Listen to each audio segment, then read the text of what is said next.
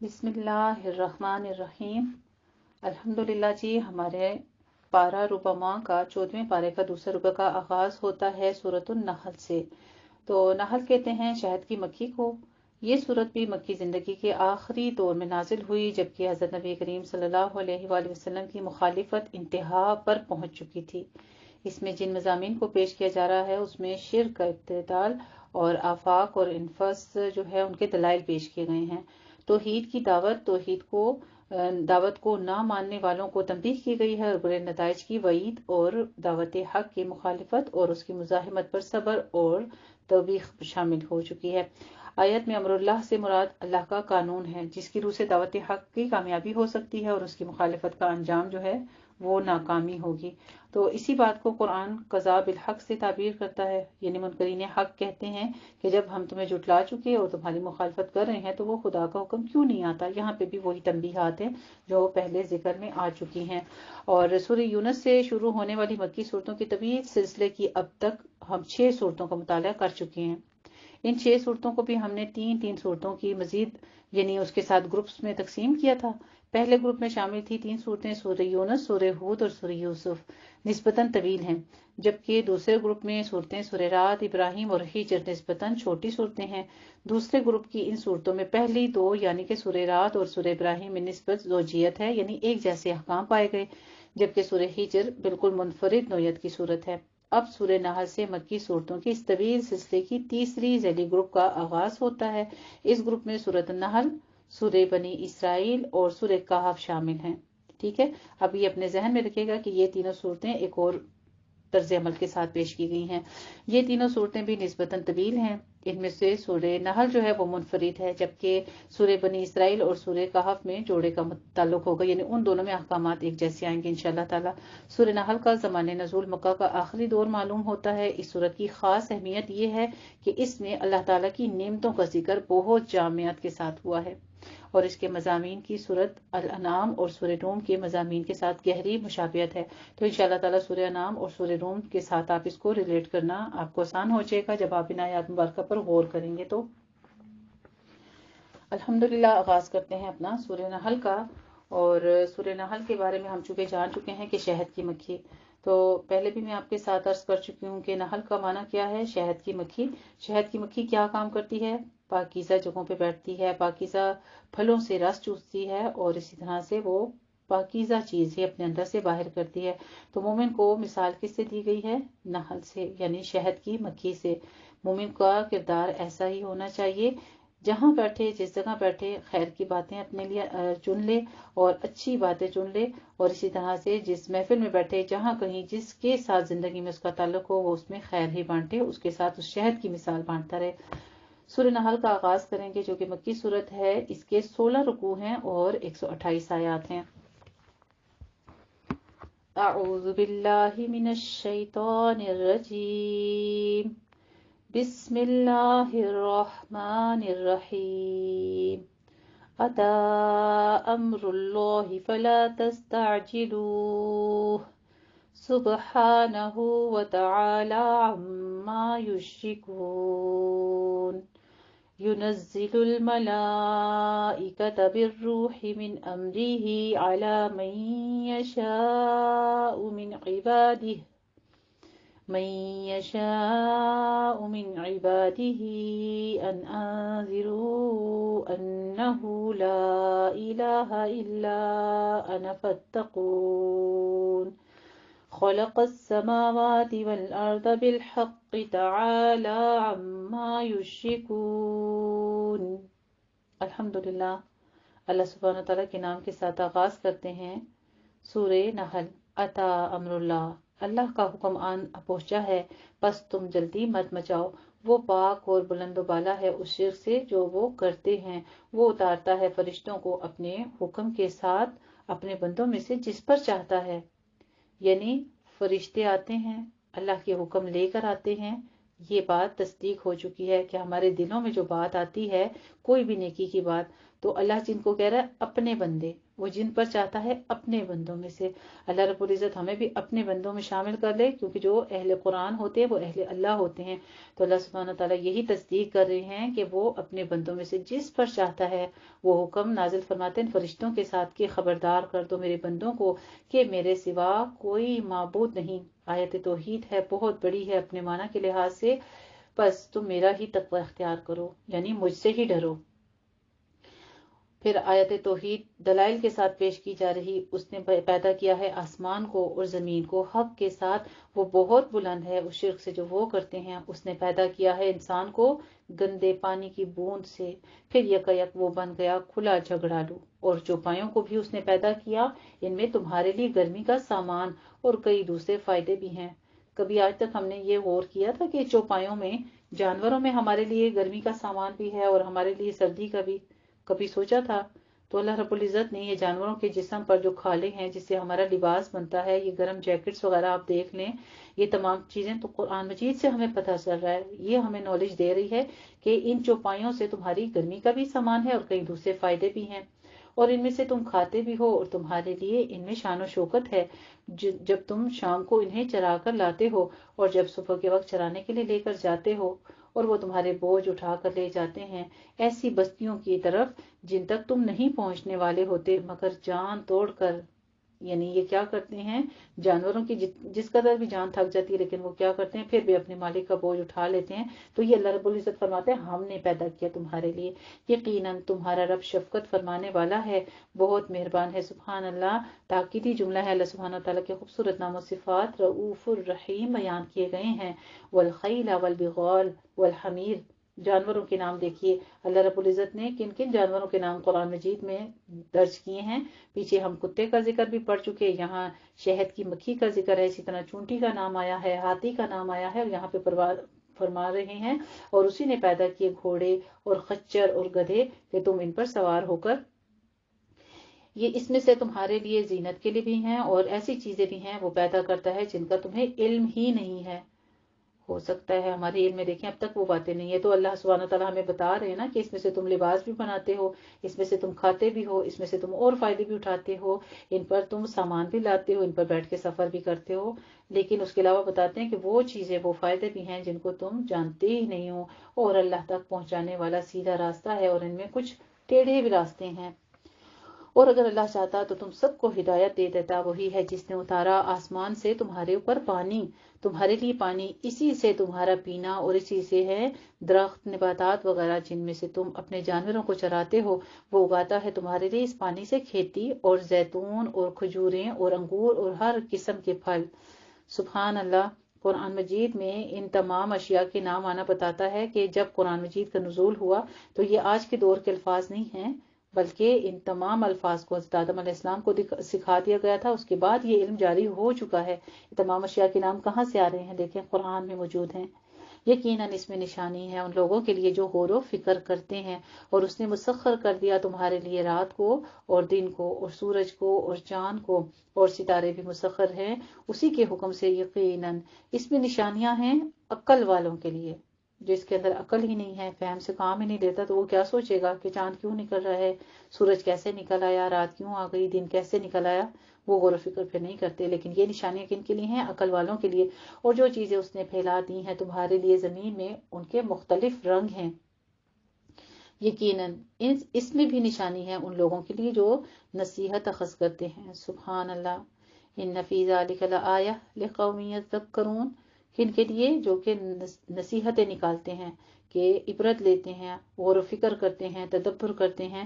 اچھا، زندگی میں یہ تمام چیزیں جن کے مختلف رنگ ہیں، واقعی آپ یہ سوچیں کہ یہ جب آیت میں پڑھتی ہوں تو میرے دل میں ایک بات آتی ہے کہ جن لوگوں کو اللہ تعالیٰ نے پیدائشی طور پہ نابینا کیا ہے تو وہ ان تمام رنگوں کو دیکھنے سے کتنے محروم رہ گئے ہیں۔ ہمیں اللہ سبحانہ تعالیٰ نے یہ آنکھیں کتنی بڑی نعمت دی ہے کہ ہم یہ تمام مناظر دیکھتے ہیں، پھولوں کو دیکھتے ہیں، دنیا کی رنگا رنگیاں دیکھتے ہیں، کبھی آسمان نیلا ہے، کبھی سفید ہوتا ہے، کبھی کالا ہوتا ہے۔ اسی طرح زندگی کی تمام چیزوں کی طرف اگر دیکھیں، ایک ایک نعمت کو دیکھیں، ایک ایک رنگ کو پہچانیں اور اس وقت اللہ کا شکر کریں، الحمدللہ अल्हम्दुलिल्लाह, अल्लाह तेरी नेमतों का हम शुक्र नहीं अदा कर सकते मेरे परवरदिगार, हम आजिज़ हैं, शुक्र करने से हमें अपना शुक्रगुजार बना ले, आमीन। कितनी बड़ी दलील है यहाँ पे कि मुख्तलिफ रंगों को वो देखते हैं। वहुवल्लज़ी सख्खरल बहर लिताकुलू, और वही है जिसने समंदर को तुम्हारी ज़रूरियात पूरी करने में लगा दिया है ताकि तुम खाओ इससे ताज़ा गोश्त, यानी उसमें मछलियाँ हैं। ये समंदर में से खुराक कहाँ से आ गई? पानी के बीच में अल्लाह ने बना दी है ना। और ताकि तुम निकालो इसमें से बनाओ सिंगार का सामान जो तुम पहनते हो। तो समंदर के अंदर से क्या बनाओ सिंगार निकलता है? कभी सोचा है आपने? ये जो मोती, रूबी, जमरुद, हीरे, ये सब चीजें जो नवादरात निकलते हैं, जितने भी स्टोन्स वगैरह होते हैं जो हमारी ज्वेलरीज में इस्तेमाल होते हैं, ये सारे कहाँ से हैं? ये समंदर की तहों में अल्लाह सुब्हानो तआला ने इन पत्थरों को बनाया जो कि बनाओ सिंगार का सामान है। और तुम देखते हो कश्तियों को पानी को चीरती हुई चलती हैं इस समंदर में, और ताकि तुम इसका फजल तलाश करो और ताकि तुम शुक्र अदा करो। फजल तलाश करने के लिए, और फजल क्या, इंसान पहले तो समुद्रों के जरिए से ही होता था कि इंसान एक शहर से दूसरे शहर, एक मुल्क से दूसरे मुल्क जाता था। तो ये कारोबारी सिलसिले में भी है, और ताकि तुम शुक्र अदा करो। तो अल्लाह ताला की ये भी नेमत का कितना बड़ा शुक्र है। और उसने जमीन में लंगर डाल दिए हैं कि तुम ले लेकर लड़ख ना जाए, और इसमें नदियां बहा दी और रास्ते बना दिए ताकि तुम अपनी मंजिलों तक पहुंच जाओ। अब दुनिया में हमने आज तक समुद्रों को, नहरों को और ये नदियां वगैरह को हमने देखा था कि बस ये किसी शहर की तरफ जाते हैं तो सवात की तरफ देख लें, या किसी इलाकों की तरफ जो नहर बने हुए नदियां। लेकिन कभी ये गौर नहीं किया था कि अल्लाह सुब्हानो तआला ने ये मंजिलों तक पहुंचना आसान किया हमारे लिए, कि इस नहर से लेकर उस नहर तक हमें रास्ता बताया जा रहा है कि फला मुकाम पर जाके दी एंड होगा। सुभान अल्लाह, सुभान अल्लाह। अल्लाह तेरी नेमतों का कदरदान होना चाहिए हमें। व अलामात व बिन नजमी हुम यहतदून, और दूसरी अलामतें भी हैं, और वो सितारों में भी रहनुमाई करता है। तो क्या जो ये सब कुछ पैदा करता है उनकी तरह है जो कुछ ये पैदा नहीं कर सकते? अफला तदक्करून। फिर सवाल करते हैं अल्लाह सुब्हानो तआला अपनी नेमतों को बताकर कि क्या तुम नसीहत हासिल नहीं करते? और अगर तुम अल्लाह की नेमतों को गिनो तो उनका इहाता नहीं कर सकोगे। इन्नल्लाह लगफूरुर रहीम, यानी तुम नाशुक्र ही हो ना। फिर भी अल्लाह सुब्हानो तआला ने तौबा के दरवाजे खोल दिए। फिर ताकीदी जुमला आता है अल्लाह सुब्हानो तआला की खूबसूरत नामो सिफात। अल्लाह बहुत बख्शने वाला है, निहायत है फरमाने वाला है। दुआ कर लेते हैं अपने लिए भी, रब्बिग़फिर वरहम व अंत खैरुर राहिमीन, वल्लाहु यअलमु मा तुसिर्रून व मा तुलिनून। और अल्लाह ताला खूब जानता है जो कुछ तुम छुपाते हो और जो कुछ तुम जाहिर करते हो। और जिनको ये पुकारते हैं अल्लाह के सिवा, वो कुछ पैदा नहीं कर सकते, बल्कि वो तो खुद पैदा किए गए हैं, मुर्दा हैं, जिंदा नहीं हैं, और वो नहीं जानते कि कब उठाए जाएंगे। तुम्हारा माबूद एक ही माबूद है। सुभान अल्लाह। आयत तौहीद है और बहुत बड़ी है अपने वजन के लिहाज से। इलाहुकुम इलाहुम वाहिद, अल्लाह एक ही है तुम्हारा माबूद, बस वो अकेला ही है। फल्लज़ीना ला युमिनून, तो वो लोग जो आखिरत पर ईमान नहीं रखते उनके दिल मुनकर हैं और वो तकब्बुर करते हैं। कोई शक नहीं कि अल्लाह खूब जानता है जो कुछ वो जाहिर करते हैं और जो कुछ वो छुपाते हैं। अभी एक आयत पीछे ताकीद हुई इस बात की, अब दोबारा फिर इहाता किया गया। फिर दिलों के भेद जानने के बाद फिर बताया गया कि जो कुछ मुनकर करते हैं अल्लाह ज़ाहिरी बात भी जानता है, और जो छुपाते हैं वो भी जानता है। यानी जो ऊपर से मुनाफिकत कर रहे हैं अल्लाह तो सब कुछ जानता है। एक नोटिस दिया जा रहा है, इन्नहु ला युहिब्बुल मुस्तकबिरीन। फिर एक और कैटेगरी हमें ये पता चलती है जिनको अल्लाह ताला पसंद नहीं करता, जिनसे अल्लाह ताला मोहब्बत नहीं करता। तो हम कुरान मजीद के आगाज में जहां हमने नोट शुरू की थी ये आयात मुबारक, और वो लोग जो अल्लाह को पसंद हैं, जिनसे वो मोहब्बत करता है। और आज एक और कैटेगरी हमें पता चलता है कि जो तकब्बुर करने वाले होते हैं उनको अल्लाह पसंद नहीं करता, उनसे मोहब्बत नहीं करता। वइज़ा क़ील लहुम माज़ा अंज़ल रब्बुकुम, और जब उनसे पूछा जाता है कि तुम्हारे रब ने क्या नाजिल किया है, वो कहते हैं कि पहले लोगों के किस्से। ये तो पहले लोगों के किस्से हैं ताकि ये उठाएं अपने गुनाहों के बोझ पूरे के पूरे क़यामत के दिन। और कुछ इन लोगों के बोझ भी हैं जिन्हें ये गुमराह कर रहे हैं लाइल्मी से, यानी ये तो अपने बोझ भी उठाएंगे जो दूसरों को गुमराह करते हैं, और उनके बोझ भी क़यामत के दिन उठाएंगे जिनको आज गुमराह करते हैं, गलत रास्ते पर चलाते हैं, अल्लाह से हटकर अपने शिर्क की तरफ मुब्तला कर रहे हैं। तो बताया जा रहा है कि वो उनके बोझ भी उठाएंगे साथ में। आगाह रहो, बहुत बुरा होगा जो वो बोझ उठाएंगे। اسی طرح کی چالیں چلی تھیں انہوں نے بھی جو ان سے پہلے تھے، تو اللہ حملہ آور ہوا ان کے قلعوں پر بنیادوں سے، پھر گر پڑی ان پر چھتیں ان کے اوپر سے، اور ان پر عذاب وہاں سے آیا جہاں سے انہیں گمان تک نہ تھا۔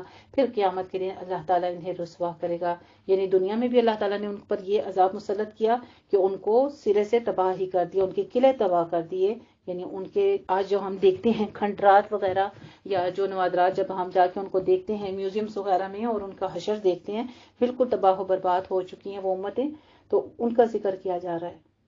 استغفر اللہ العظیم۔ اور پھر قیامت کے دن بھی ان کے لیے کیا ہے؟ رسوائی ہے ان کے لیے، اللہ ان کو رسوا کرے گا اور کہے گا کہاں ہیں میرے وہ شریک جن کی حمیت میں تم جھگڑتے تھے؟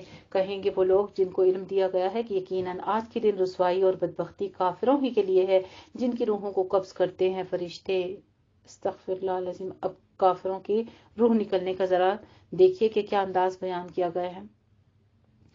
جب فرشتے ان کو لینے کے لیے آتے ہیں اس حال میں کہ وہ اپنی جانوں پر ظلم کرنے والے تھے، تو اس وقت وہ اطاعت پیش کریں گے اور کہ ہم تو کوئی برے کام نہیں کر رہے تھے، تو فرشتے کہیں گے کیوں نہیں، اللہ خوب جانتا ہے اسے جو تم کر رہے تھے، اب تم داخل ہو جاؤ جہنم کے دروازوں میں، اسی میں ہمیشہ ہمیشہ کے لیے رہنے والے ہو، بس کیا ہی برا ٹھکانہ ہے متکبرین کے لیے۔ استغفر اللہ العظیم۔ پیچھے کہہ دیا نا کہ پسند نہیں کرتا، تو جس سے انسان محبت نہیں کرتا پھر کیا اسے وی آئی پی رومز دیتا ہے؟ نہیں، اس کے لیے تو فلبئس مثوى المتکبرین کا تذکرہ آ گیا۔ استغفر اللہ العظیم۔ اللہ ہمیں ہر قسم کے تکبر سے آراز زندگی عطا فرما دے۔ پروردگار کسی قسم کے علم کے، محبت کے، مال کے، اولاد کے، گھر بار کے، کسی قسم کے علم کے تکبر جو ہے وہ اللہ سبحانہ تعالیٰ کو پسند نہیں ہے، نہ اپنے نیک اعمال کے اوپر تکبر۔ سب سے برا جو تکبر ہے وہ یہ ہے کہ انسان اپنے آپ کو بہت نیکوکار سمجھنے لگ پڑے، یہ سب سے بدترین تکبر ہے۔ اللہ تعالیٰ ہم سب کو اپنی پناہ میں رکھے۔ وقیل للذین اتقوا، اور جب پوچھا جاتا ہے اہل تقوی سے کہ یہ کیا نازل کیا ہے تمہارے رب نے، وہ کہتے ہیں بھلائی۔ جن لوگوں نے نیکی کی روش اختیار کی ان کے لیے اس دنیا میں بھی بھلائی ہے اور آخرت کا گھر تو کہیں بہتر ہے۔ سبحان اللہ۔ اب متقین کا دیکھیے انجام، پھر ان کا طرز عمل کے ساتھ ہی ان کا انجام، اور کیا ہی اچھا وہ گھر ہے متقیوں کے لیے، باغات ہیں ہمیشہ رہنے والے جن میں وہ داخل ہوں گے، ان کے دامن میں ندیاں بہتی ہوں گی، ان کے لیے وہاں ہر وہ شے ہوگی جو وہ چاہیں گے۔ اسی طرح اللہ بدلہ دے گا اپنے متقی بندوں کے لیے۔ کذالک یجزی اللہ المتقین۔ اللہم اجعلنا متقین، اللہم اجعلنا المتقین، آمین یا ربنا آمین۔ اور دیکھیے کہ اس دنیا میں ہم بہت کچھ چاہتے ہیں نا، ہمارا دل کرتا ہے ہمارے پاس یہ بھی ہو، یہ بھی ہو، یہ بھی ہو، ایک چیز ملتی ہے پر اس سے بڑھ کے ہم چاہنے لگ پڑتے ہیں، اس سے بڑھ کے ہو، پھر ہر نعمت سے اوپر نعمت مانگنے لگ پڑتے ہیں، لیکن موت اس حال میں آتی ہے کہ آرزویں ختم نہیں ہوتی۔ یہ بنی آدم کا زندگی کا تقاضا ہے۔ آخرت کا گھر جب ہے اس میں کیا ہے، جو کچھ چاہے گا وہ سب کچھ مل جائے گا، وہ سب کچھ مل جائے گا۔ اسی لیے کہتے ہیں نا یہ دنیا ہے، جنت نہیں ہے، یہاں پہ وہ سب کچھ نہیں ملے گا، کچھ نہ کچھ کمی رہ جاتی ہے پھر بھی، لیکن جنت میں داخل ہونے کے لیے پھر عمل کرنا پڑے گا نا، متقین بننا پڑے گا۔ ان کی روحوں کو فرشتے قبض کرتے ہیں۔ اب ذرا متقین کا حال دیکھیے، جب فرشتے آتے ہیں اس حال میں کہ وہ پاک ہوتے ہیں تو وہ کہتے ہیں سلام ہو آپ پر، سلام علیکم۔ سبحان اللہ۔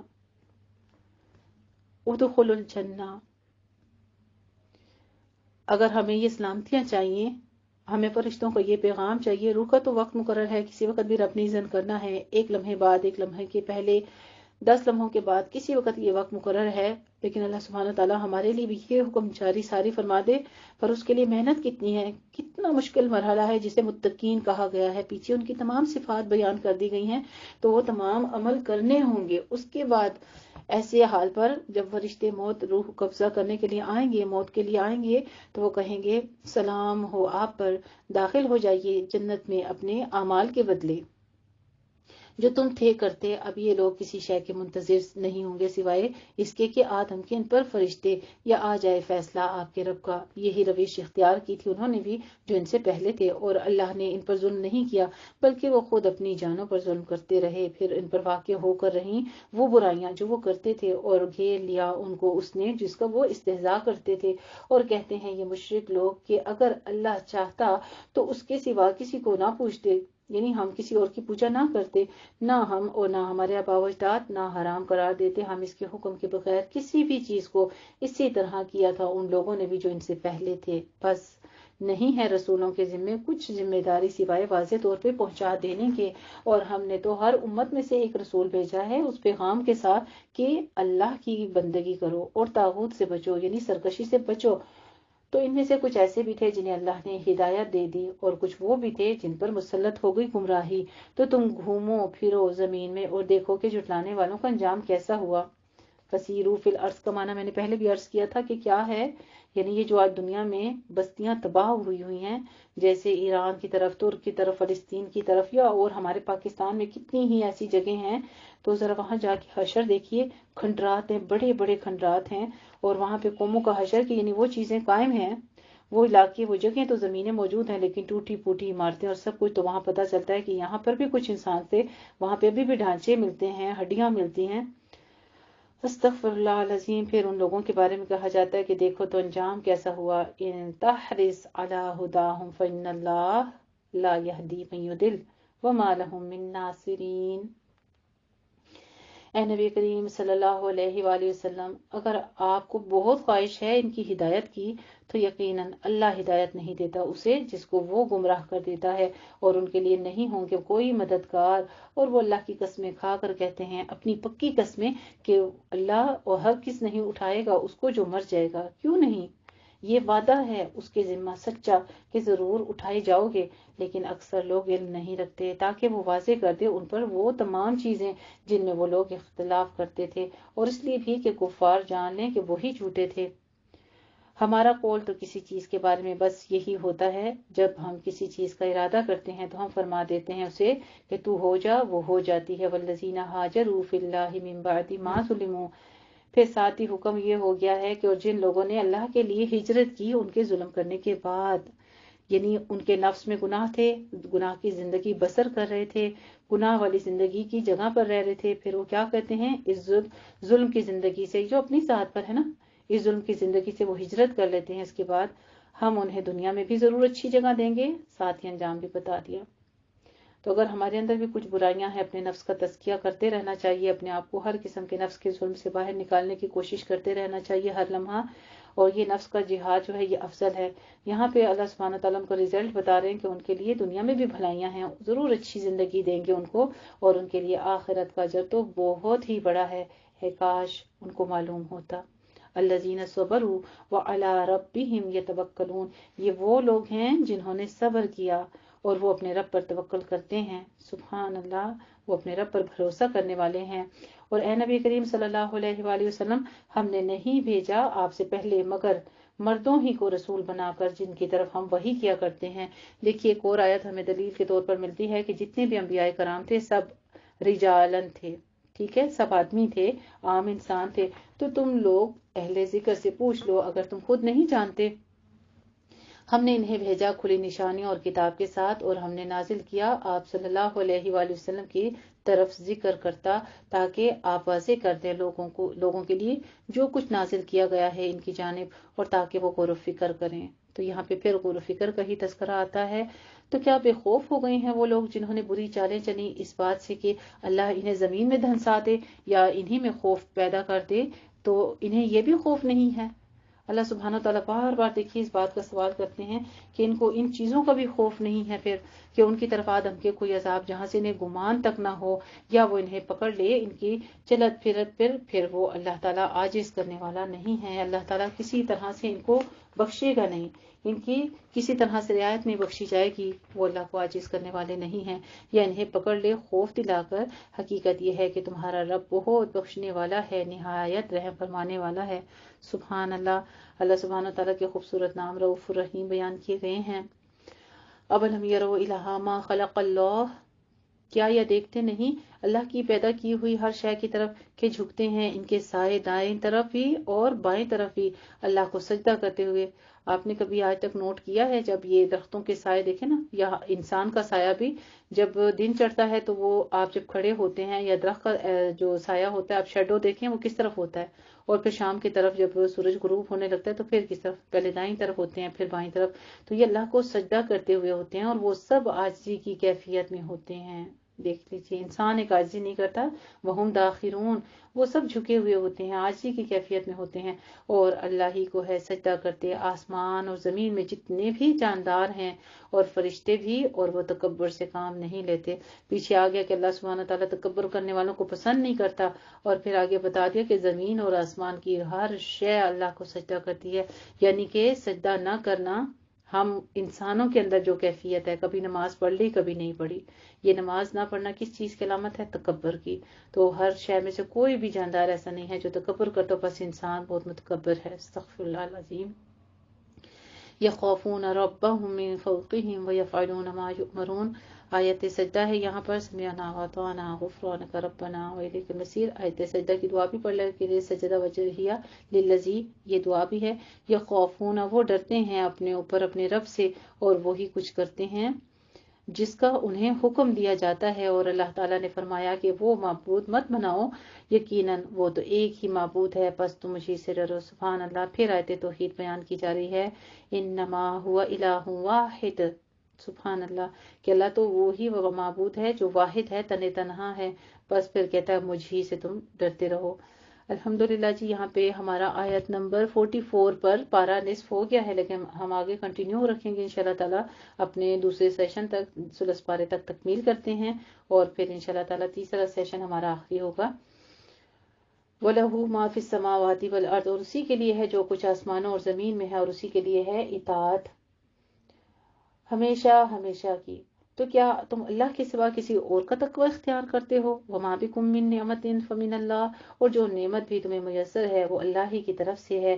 پھر جب تمہیں کوئی تکلیف پہنچتی ہے تو اسی کے سامنے تم فریاد کرتے ہو، پھر جب وہ تم سے تکلیف دور کر دیتا ہے تو جب ہی تم میں سے ایک گروہ اپنے رب کے ساتھ شرک کرنے شروع کر دیتا ہے، یعنی یہ تو فلاں نے کیا میری مدد اس لیے میری مشکل دور ہو گئی، میرے فلاں بزرگ نے کیا ہے، پھر لوگوں کے، بزرگوں کے، پیروں فقیروں کے زیارتوں کے چڑھاوے چڑھانے لگ پڑتے ہیں، شکرانے کی دیگیں جا کے وہاں پہ چڑھاتے ہیں۔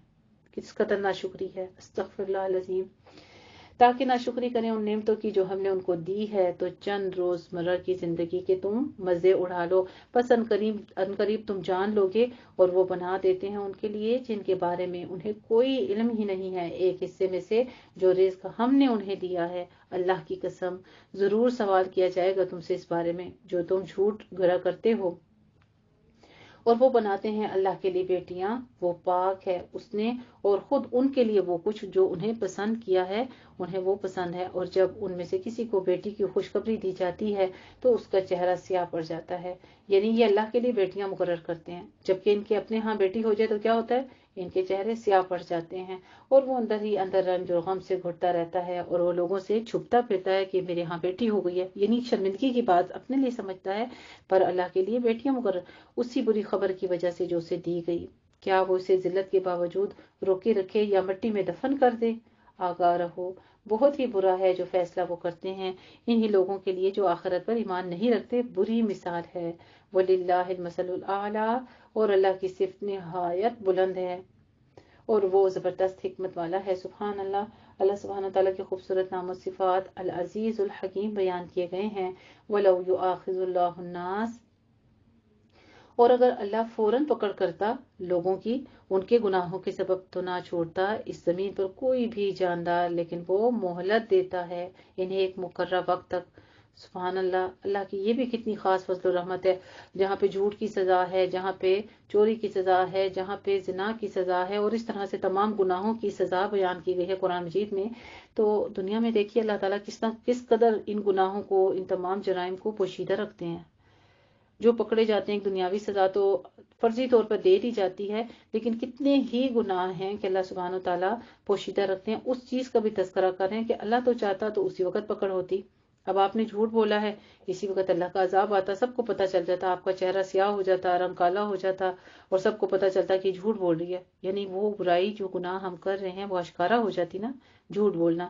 اسی طرح سے ہم اگر کسی کی چیز چوری کر رہے ہیں تو اسی وقت اللہ کی طرف سے فرشتہ آتا، ہاتھ کاٹ دیتا، اور ہمارا ہاتھ گرا ہوا دیکھ کے، زخمی ہاتھ دیکھ کے، خون بہتا ہوا دیکھ کے اسی وقت سارے خاندان میں پکڑا جاتا کہ اس نے چوری کی ہے۔ استغفر اللہ العظیم، یہ کتنا بڑا انعام رب نے بخشا ہے، ہماری پردہ کی ہے ہر گناہ پر، تو کیوں نہ پھر ہم اپنے رب کا خوف کھاتے ہوئے زندگی بسر کریں۔ تو یہ لوگ اللہ سبحانہ تعالیٰ فرماتے ہیں کہ وہ ہیں جو کہ ایمان نہیں رکھتے، تو اللہ چاہتا کر ولا یستقدمون، اور وہ ٹھہراتے ہیں اللہ کے سوا وہ جو وہ خود پسند نہیں کرتے، اور ان کی زبانیں جھوٹ بیان کر رہی ہیں کہ ان کے لیے یقیناً بھلائی ہے، اس میں کوئی شک نہیں کہ ان کے لیے آگ ہے، اور یہ کہ وہ بڑھائے جا رہے ہیں۔ اللہ کی قسم، ہم نے بھیجا ہے اپنے رسولوں کو بہت سی امتوں کی طرف، آپ صلی اللہ علیہ وآلہ وسلم سے پہلے، لیکن شیطان نے ان کے لیے ان کے اعمال کو مزین کر رکھا ہے، تو آج وہی ان کا ساتھی ہے اور ان کے لیے دردناک عذاب ہے۔ وما انزلنا علیک الکتاب الا لتبین لهم الذی اختلفوا فیہ، اور نہیں اتاری ہم نے اے محمد صلی اللہ علیہ وآلہ وسلم آپ پر یہ کتاب مگر اس لیے کہ واضح کر دیں ان کے لیے وہ سب کچھ جس میں انہوں نے اختلاف کیا ہے، اور یہ ہدایت اور رحمت ہے۔ سبحان اللہ، قرآن مجید کی صفات بیان کی جا رہی ہیں کہ یہ رہنمائی بھی کرنے والی ہے اور یہ مہربان بھی ہے، یعنی ہمارے اوپر رحمت ہے اللہ کی خاص۔ یہ کتاب کا اس کی سمجھ بوجھ، اس کا فہم اور یہ تمام احکامات، یہ عبرت کی باتیں ہمیں پتہ چل جانا کیا ہے، یہ رحمت ہے ان لوگوں کے لیے جو ایمان لانے والے ہیں۔ اور اللہ ہی نے آسمان سے پانی اتارا، پھر آسمان سے پانی کا ذکر دیکھیے، یہ آسمان سے پانی کو اترنا کتنی بڑی نعمت ہے کہ اللہ سبحانہ وتعالیٰ ہر کچھ آیات کے بعد اس کا تذکرہ فرماتے ہیں۔ اور ہم نے آسمان سے پانی اتارا، پھر اس سے زندہ کر دیا زمین کو اس کے مردہ ہو جانے کے بعد، یقیناً اس میں نشانی ہے ان لوگوں کے لیے جو سنتے ہیں، جو بہرے ہوں، جن کے کان بند ہیں، جو غور و فکر ہی نہیں کرتے قرآن پر، اللہ کے ان بتائے ہوئے احکامات پر، ان دلائل کے اوپر، تو وہ کیا ہیں؟ وہ تو بہرے ہیں۔ یہ تو ان کے لیے نصیحت ہے جو سنتے ہوں، اور یقیناً تمہارے لیے چوپایوں میں بھی عبرت ہے، جو پلاتے ہیں تمہیں اس میں سے جو ان کے پیٹوں میں ہیں۔ پیٹوں میں سے کیا نکلتا ہے؟ چوپایوں کے دودھ نکلتا ہے نا۔ سبحان اللہ، سبحان اللہ۔ بکری کے دیکھیے، گائے کا دیکھیے، بھینس کا دیکھیے، اونٹنی کا دیکھیے، اسی طرح سے اللہ رب العزت نے ہمارے لیے کیا ہے؟ ان کے پیٹوں میں سے وہ نکال دیا، ان میں گوبر بھی ہے اور خون کے درمیان سے ایک خالص دودھ، پینے والوں کے لیے نہایت خوشگوار، اور کھجوروں اور انگوروں کے پھلوں سے بھی ان سے تم نشاور چیزیں بھی بناتے ہو اور اچھا رزق بھی بناتے ہو۔ دیکھیے اس سے انسان کھجوروں، یہ سے انگوروں سے لوگ جو کیا کرتے ہیں، نشاور چیزیں بھی بناتے ہیں، یعنی شراب وغیرہ بناتے ہیں، تو وہ بھی اللہ کو پتہ ہے نا، قرآن مجید میں ہی لکھ دیا ان چیزوں کے بارے میں بھی کہ ان سے تم نشاور چیزیں بھی بناتے ہو اور اچھا رزق بھی، یعنی ان سے میڈیسن وغیرہ بھی بنتی ہیں، ان سے مربع جات بھی بنتے ہیں، اور ان سے مزید کھانے کی چیزیں بھی بنتے ہیں۔ یقیناً اس میں نشانی ہے ان لوگوں کے لیے جو عقل سے کام لیں۔ بار بار کیا ہو رہا ہے؟ علم والوں کے لیے بشارت اور فہم، اور عقل والوں کے لیے اور سننے والوں کے لیے۔ سبحان اللہ، یہ بھی ساتھ اللہ سبحانہ تعالیٰ کے دیکھیے انداز، دیکھیے خوبصورت الفاظ کا چناؤ، دیکھیے کہ ایمان والوں کے لیے نصیحت، سننے والوں کے لیے نصیحت، غور و فکر کرنے والوں کے لیے نصیحت، عقل والوں کے لیے نصیحت۔ تو کیا ہم اس کیٹیگری میں شامل ہو رہے ہیں؟ پھر اپنا امیجن کیجئے غور سے سننے کے بعد۔ اور آپ کے رب نے وحی کی شہد کی مکھی کی طرف کہ گھر بناؤ پہاڑوں میں، درختوں میں، اور لوگ انگوروں کی بیلوں میں، اور چھتریاں بناتے ہیں ان میں، پھر ہر طرح کے میووں میں سے کھا کر اور اپنے رب کے ہموار کیے ہوئے راستوں پر چلتی رہے، یعنی سیدھے سیدھے راستوں میں۔ تو آپ دیکھیے کہ شہد کی مکھی جو ہے نا، وہ نالیوں پہ، گند گریل کے اوپر، کوڑا کرکٹ کے اوپر نہیں بیٹھتی ہے۔ اللہ کی کتنی متی اور فرما بردار ہے، اتنی سی مکھی بھی اس کو اللہ کا حکم ہے تو وہ سیدھی سیدھی جو ہے نا اوپر اوپر راستوں کی طرف جاتی ہے، پہاڑوں کی طرف، درختوں کی طرف، اور جو انگور وغیرہ کی بیلیں ہوتی ہیں ان کی طرف ہوتی ہے، اور پھر وہ کیا کرتی ہے؟ اپنے رب کے ہموار کے راستوں پر چلتی رہتی ہے۔ جہاں پہ شہد کی مکھی کی مثال مومن کو کہا گیا ہے، تو وہاں پہ ہمیں کیا طریقہ کار اختیار کرنا چاہیے؟ پھر اس مثال کو دیکھتے ہوئے اللہ نے جیسے سیدھے راستوں پر چلنے کا حکم دیا ہے، جو تقویٰ کے راستے ہیں، سود نہیں کھانا، جھوٹ نہیں بولنا، غیبت نہیں کرنی، سیدھا سیدھا اللہ کے حکم کے مطابق زندگی بسر کرنی ہے، سیدھا سیدھا اس راستوں پر چلنا ہے جو کہ اللہ نے راستے ہموار کیے ہیں۔ تو ہمارے لیے بھی یہی مثال ہے نا، ہمیں ایک مومن کو بھی اسی طرح سے سیدھے راہ پر چلنا چاہیے۔ نکلتی ہے ان کے پیٹوں میں سے پینے کے لیے ایک شہد جس کے رنگ مختلف ہوتے ہیں۔ دیکھیے شہد جو ہے وہ پیلی بھی ہوتی ہے، بہت ڈارک کلر کی بھی ہوتی ہے، بلیکش بھی ہوتی ہے، اور لائٹ بھی ہوتی ہے۔ سبحان اللہ، اور یہ بھی اللہ رب العزت ہمیں بتا رہے ہیں مختلف الوان ہو، کوئی چھوٹی مکھی کا شہد ہے، کوئی بڑی مکھی کا شہد ہے، اسی طرح۔ اور پھر اس کا فائدہ کیا ہے؟ شفاء للناس، پھر اس میں لوگوں کے لیے شفا ہے۔ اللہ رب العزت ہمیں شہد کی مکھی جیسا بنا دے کہ ہمارے اندر سے بھی جب نکلے تو لوگوں کے لیے خیر نکلے، اور دوسروں کے لیے شفا نکلے، ان کی زندگیوں کو بھی سکون نکلے، ان کی آخرت نجات کے راستے بھی نکلیں۔ اللہ سبحانہ تعالیٰ ہمیں اس شہد کی مکھی جیسا بنا دے۔ یقیناً اس میں ایک نشانی ہے ان لوگوں کے لیے جو غور و فکر کرتے ہیں. پھر غور و فکر عقل سے کام لینے والوں کو بتایا گیا کہ نشانیاں ہیں لیکن ان کے لیے. واللہ خلقکم ثم یتوفاکم، اور اللہ ہی نے تمہیں پیدا کیا ہے پھر وہی تمہیں وفات دے گا. اور تم میں سے کچھ ایسے بھی ہیں جو ناکارہ عمر کو لوٹا دیے جاتے ہیں کہ نہ جانے علم رکھنے کے بعد بھی کچھ بھی. یقیناً اللہ جاننے والا ہے، قدرت والا ہے. سبحان اللہ. اللہ سبحانہ تعالیٰ کے خوبصورت نام و صفات علیم قدیر بیان کیے گئے ہیں. واللہ فضل بعضکم، اور اللہ نے تم میں سے بعض پر رزق میں فضیلت دی ہے. تو نہیں ہے وہ لوگ جنہیں رزق میں فضیلت دی گئی لوٹانے والے اپنا رزق اپنے غلاموں کو کہ وہ ہو جائیں اس کے برابر. یعنی یہ بھی اللہ تعالیٰ نے ایک فضیلت دی ہے. ایسا نہیں کہا کہ جس مالک کے پاس جو غلام رکھا گیا ہے، نوکر ہے، تو وہ اپنا سارا کچھ اٹھا کے اس کو امیر کر دے اور خود وہ فقیر بن جائے. نہیں، یہ اللہ نے فضیلت دی ہے. یہ اللہ کا خاص انعام ہے، جس کو وہ حاکم بنا دے اور جس کو محکوم بنا دے، جس کو غلام بنا دے. تو کیا ہے، یہ برابری بھی اللہ کی طرف سے ہے کہ وہ ایسی برابری نہیں کرتے. تو کیا یہ لوگ اللہ کی نعمت کا انکار کر رہے ہیں؟ واللہ جعل لکم من انفسکم، اور اللہ نے تمہارے لیے تمہاری ہی نوع انسانی میں سے بیویاں بنائی ہیں، اور بنائے تمہارے لیے تمہاری بیویوں سے بیٹے اور پوتے، اور رزق دیا تمہیں پاکیزہ چیزوں میں سے. تو کیا یہ لوگ باطل پر ایمان رکھتے ہیں اور اللہ کی نعمت کا وہ انکار کرتے ہیں اور یہ پرستش کرتے ہیں اللہ کے سوا ان کی جنہیں کچھ اختیار نہیں ہے.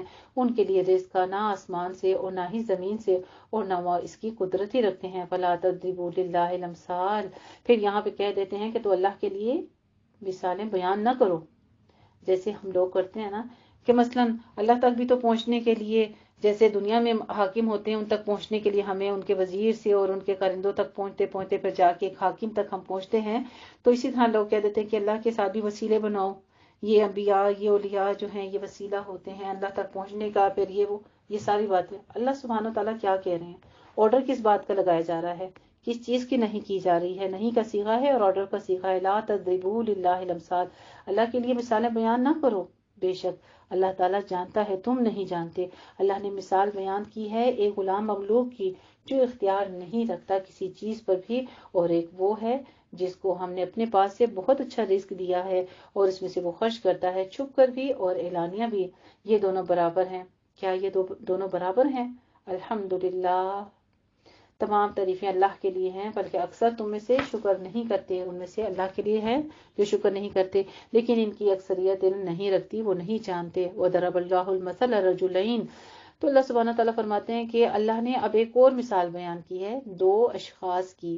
اس میں ایک گونگا ہے، وہ قدرت نہیں رکھتا کسی چیز پر اور وہ اپنے آقا پر بوجھ ہے، یعنی وہ بات کے نہیں کر سکتا، تو وہ ہر چیز میں کیا ہے، اپنے آقا پر بوجھ ہے. جہاں کہیں بھی وہ آقا اسے بھیجتا ہے وہ کوئی خیر لے کر نہیں آتا. کیا برابر ہوگا وہ اور جو حکم دیتا ہے عدل کا اور وہ سیدھی راہ پر قائم رہنے والا؟ سبحان اللہ، کتنی بہترین مثال اللہ سبحانہ تعالیٰ فرما رہے ہیں. جو بات کرتا ہے، اللہ کے احکامات کو پہنچاتا ہے، اللہ کے حکموں کو پڑھتا ہے، آگے دوسروں تک پہنچاتا ہے، وہ کیا ہے؟ اس کو اللہ تعالیٰ نے قدرت دی ہے بولنے کی. اللہ تعالیٰ نے یہ صفت عطا کی. اور ایک ایسا شخص ہے جو بس دیکھتا ہے، پڑھتا ہے اور گونگا بنا ہوا ہے، کسی کو اللہ کی راہ کی ہدایت کی طرف نہیں لے کر آتا، نہ کسی کو نہ احکامات کی طرف آمادہ کرتا ہے، نہ خود عمل کرتا ہے، نہ دوسروں کو. تو وہ گونگے کسی مثال ہے، تو وہ کوئی خیر نہیں لیتا اللہ کی طرف. وہ اللہ کے لیے کسی کو کسی راہ کی ہدایت نہیں دیتا. وَلِلَّهِ غَيْبُ السَّمَاوَاتِ وَالْأَرْضِ، اور آسمانوں اور زمین کی ساری چھپی باتیں اللہ ہی کے لیے ہیں، اللہ ہی جانتا ہے. قیامت کا معاملہ تو ایسے ہے جیسے نگاہ کا لپکنا، یا ممکن ہے اس سے بھی قریب تر ہو. اور ہم کیا سمجھتے ہیں؟ اچھا دیکھے جائے گی کبھی قیامت آئے گی تو، جبکہ اللہ سبحانہ تعالیٰ کیا فرمانے، ہوا اقرب، ایسا ہے جیسے بس پلک جھپکی یا اس سے بھی جلدی ہو جائے گا. یقیناً اللہ ہر چیز پر قادر ہے. بے شک واللہ اخرجکم من بطون امہاتکم، اور اللہ نے تمہیں نکالا تمہاری ماؤں کے پیٹوں سے. سبحان اللہ، یہ بھی اللہ سبحانہ تعالیٰ ہمیں بتا رہے ہیں. اب جس کو قرآن نہیں پڑھا تو اس کو کیا پتا کہ میں کہاں سے آیا ہوں. یعنی انسان جب بڑا ہو گیا اور والدین اگر نہیں ہے دنیا میں، کتنے لوگ ایسے ہیں، یہ تو ہم ہیں نا جو زندگی بسر کر رہے ہیں انسانوں کے بیچ. تو ہمیں پتہ بھی ہے بعض جو جنگلوں میں ہیں اور بالکل پہاڑی زندگی اور والدین وہاں پہ وفات پا گئے، بس وہ جانوروں کی سی زندگی بسر کر رہے ہیں. تو ان کو کیا پتا کہ ہم کیسے پیدا ہوئے. تو اللہ رب العزت نے یہ کلام اسی لیے پہنچا دیا عام و خاص تک کہ بتا دے ہر وہ بات جو انسان نہیں جانتا کہ اللہ نے پیدا کیا تمہاری ماؤں کے پیٹوں سے جبکہ تم کچھ نہیں جانتے تھے، اور تمہارے لیے سماعت، بصارت اور عقل بینائی تاکہ تم شکر ادا کرو. سبحان اللہ. ان کانوں کا ذکر کیوں ہے؟ اللہ کے کلام کو ہم سنیں اور ان حکموں پر عمل کریں۔ اس بصارت کا ذکر کیوں ہے؟ اللہ کے حکموں کو، اللہ کی ان دلائل کو، اس دنیا کو دیکھیں اور اللہ کی اس دنیا پر اس احکامات کے اوپر غور و فکر کریں۔ الحمدللہ۔ اور عقل بتا دی، دماغ دیا انسان کو، دل دیا، کس لیے؟ تاکہ تم غور و فکر کرو۔ اس دل کی برائی اور اچھائی کے ساتھ انسان پہ تمام عمل کرتا ہے۔ پھر انسان کو شکر گزار ہو جانا چاہیے اللہ تعالیٰ کا۔ الم یروا الی الطیر مسخرات فی جو السماء، کیا یہ دیکھتے نہیں پرندوں کو کہ وہ آسمان کی فضاؤں میں مسخر ہیں؟ سبحان اللہ۔ آج تک پرندوں کو ہم اڑتے دیکھتے آئے تھے کہ بس پرندے اڑ رہے ہیں، لیکن ان کو مسخر کیا ہے فضا میں، ان کو تھامے ہوئے ہے۔ یہ بھی اللہ تعالیٰ اپنی بتا رہے ہیں کہ یہ بھی ہمارا ہے، ہمارا کام کہ ہم نے ان کو مسخر کیا آسمان پر۔ انہیں نہیں تھاما ہوا کسی نے سوائے اللہ کے۔ یقیناً اس میں نشانیاں ہیں ان لوگوں کے لیے جو ایمان رکھتے ہوں۔ اور اللہ نے تمہارے گھروں میں تمہارے لیے سکونت کی جگہ بنائی ہے۔ دیکھ لیجیے، انسان ساری جہان میں پھرتا ہے لیکن گھر آتا ہے تو اس کو سکون مل جاتا ہے۔ یہ اللہ تعالیٰ فرماتے ہیں کہ گھروں کو سکونت بنایا ہے تمہارے لیے، اور اس نے بنا دیے ہیں تمہارے لیے چوپایوں کی کھالوں سے ایسے گھر، یعنی خیمے، جنہیں تم بہت ہلکا پھلکا پاتے ہو اپنے کوچ اور قیام کے دن میں۔ خیموں سے خیمے گھاڑنے کے لیے آپ دیکھیں نا، وہ چمڑے کا استعمال ہوتا ہے، اور کپڑے کے بھی بنائے جاتے ہیں۔ پیراشوٹ وغیرہ جو ہوتے ہیں یہ کہاں سے ہیں؟ یہ تو جانوروں کے کھالوں سے ہی نکلتے ہیں۔ اور قیام کے دن بھی، یعنی جہاں ٹھہرتے ہو تم ان دنوں کے لیے بھی ہے۔ اور اس نے بنایا تمہارے لیے ان بھیڑوں کی اون سے اور ان کی اونٹوں اور بکریوں کے بالوں سے سامان اور برتنے کی چیزیں ایک خاص وقت تک کے لیے۔ ایک خاص وقت یعنی جب تک دنیا یا زندگی قائم ہے۔ پرس بھی بنتے ہیں، جوتے بنتے ہیں، پونیاں بنتی ہیں، سویٹر بنتے ہیں، اور بے انتہا چیزیں ہیں جو ہماری روزمرہ کی استعمال کی چیزیں۔ یہ سب کس سے ہیں؟ اونٹوں اور بکریوں کے بالوں سے، بھیڑوں کی بالوں سے۔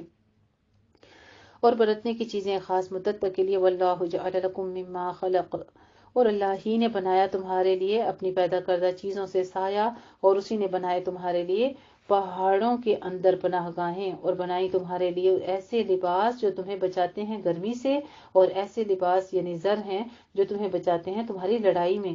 اسی طرح وہ تمام باتیں اتمام فرما دیتا ہے اپنی نعمت کا تم پر، تاکہ تم اطاعت کی روش اختیار کرو۔